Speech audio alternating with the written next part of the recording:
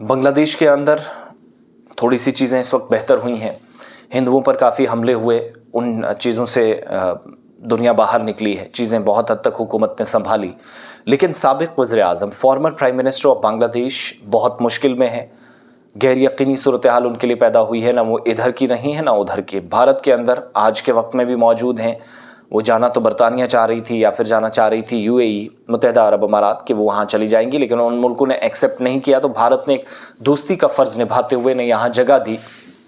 मगर कत्लो गारत जो बांग्लादेश के अंदर हुई, जिसमें लोगों को मारा गया, जाने गई, 700 से ज़्यादा लोगों को स्टूडेंट्स के प्रोटेस्ट के दौरान मार दिया गया, उन सारे इंसानियत के ख़िलाफ़ जो जराइम, जो क्राइम्स उन्होंने किए, एक प्राइम मिनिस्टर की कुर्सी पर बैठकर उसके लिए वो मुश्किल में आ गई हैं। उनके ख़िलाफ़ वारंट जारी हुए हैं और ये वारंट जारी हुए हैं गिरफ्तारी के। तो अब बड़ी बात ये है कि क्या भारत बांग्लादेश को सौंपेगा?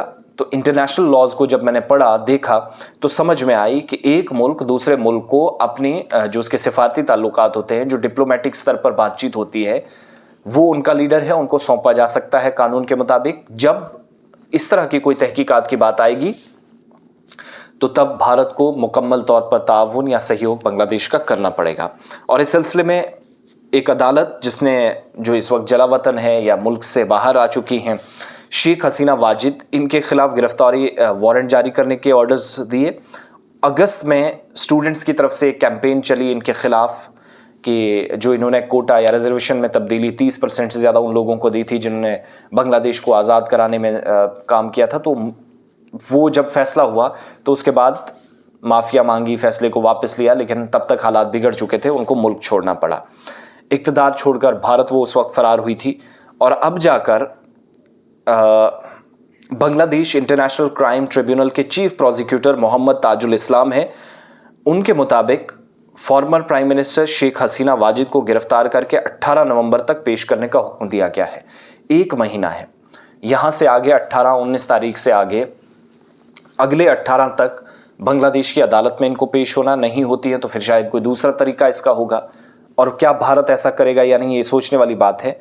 15 साल का उनका दौरे हुकूमत, जो बड़े पैमाने पर, जिसमें कहा जाता है कि इंसानी हुकूक की खिलाफ वर्जियाँ हुई, ह्यूमन राइट्स वायलेशंस हुई, सियासी मुखालफिन को बड़े पैमाने पर हिरासा किया गया, जेल भेजा गया, अदालतों तक पहुँचाया गया, वहाँ कत्ल किए गए। मोहम्मद ताजुल इस्लाम यादगार दिन के मौके पर उन्होंने कहा कि शेख हसीना वाजिद के इक़्तिदार में जुलाई से अगस्त के दौरान कत्लो गारत और इंसानियत के ख़िलाफ़ जो जराइम थे, जो क्राइम्स थे, उसमें इजाफ़ा हुआ। शेख हसीना उम्र 77 साल, मुश्किल काफ़ी ज़्यादा, आज के वक्त में भी फ़रार होने के बाद उनको नहीं देखा गया और आखिरी सरकारी ठिकाना और भारत के, आप कह लीजिए, यहाँ दारुल हुकूमत दिल्ली में बताया गया, एक एयरबेस, और उसके बाद कोई अता पता नहीं। 1971 में अलहदगी के दौरान होने वाले जो मजालिम की तहकीकात थी, 2010 में भी इसके लिए ICT बनाई गई और यूनाइटेड नेशंस के जो ह्यूमन राइट्स वायलेशंस के ख़िलाफ़ काम करने वाले वर्कर्स हैं, उन्होंने भी इस तरीक़ाकार को कोताही बताया था, तनकीद की थी।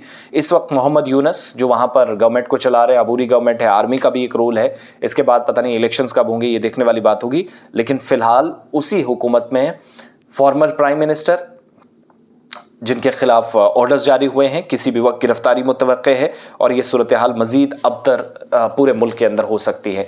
तो इन चीज़ों पर जो इंटरनेशनल मीडिया है वो भी इस हिसाब से कवर कर रहा है। क्या भारत का रोल क्या होगा? 18 नवंबर से पहले हसीना वाजिद भेजनी है। इनने कत्लो गारत काफ़ी ज़्यादा की है, इक़्तिदार की भूख में कई लोगों का खून चूसा। वो सारी चीज़ें अब जो हैं वो अदालत के ज़रिए बाहर आएंगी। वक्त के साथ साथ इंसाफ होता है और सही जगह होता है। ये हमें सबक इस चीज़ से सीखने को मिला है।